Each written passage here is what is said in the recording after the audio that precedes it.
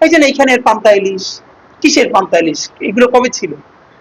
আমি তো আর আমার বয়স তো আর আসি না, বাট আমার ছোটবেলায় যে বৈশাখ দেখলাম সেই বৈশাখ কই?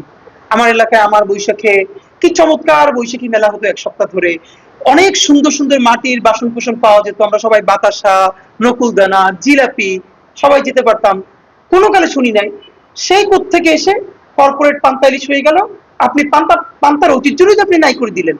পান্তা কি কোনোদিন সকালে গরম ভাত রান্না করে পানি দিয়ে পান্তা ভাত খায়? বাঙালি কৃষক দুপুরে ভাত রান্না করতো, তারপর রাতে খেত, তারপর যেটা থাকতো পানি দিয়ে রাখতো, সকালে খেত। আপনি তার সাথে মকারি করে কি করতেছেন? সকালে গরম ভাত রান্না করে পানি দিয়ে তার মধ্যে আপনি পান্তা ভাত বইলা বেচতেছেন। দেখেন, আপনার যা ইচ্ছে খাইতে পারবেন, এটা আমার কোনো আপত্তি নেই। আপনি পান্তা ইলিশ খান, আপনার যা ইচ্ছে তাই খান, কিন্তু আপনি এটা যখন বাঙালি সংস্কৃতির নাম দিয়ে করবেন, এইটি হলো আমার আপত্তি। কারণ বাঙালি সংস্কৃতি হলো এখন আপামর গণমানুষের সংস্কৃতি। তাহলে বাংলাদেশের আপামর গণসংস্কৃতি কে? বাড়িধারা, ধানমন্ডি, নাকি লক্ষ কোটি কৃষক?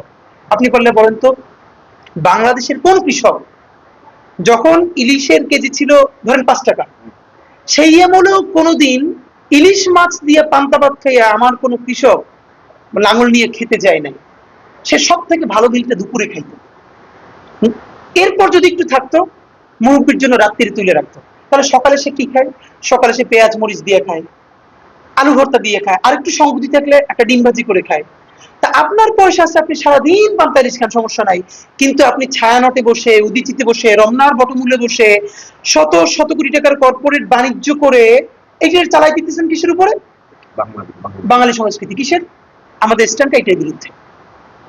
বরং আমরা শাহবাগে যেটা জারি করতে চেয়েছি, আমি পান্তা ভাতই খাবো শাহবাগে বসে, আমি একটা কাঁচামরিচ দিয়ে, পেঁয়াজ দিয়ে, অথবা আলু ভর্তা দিয়ে খাবো।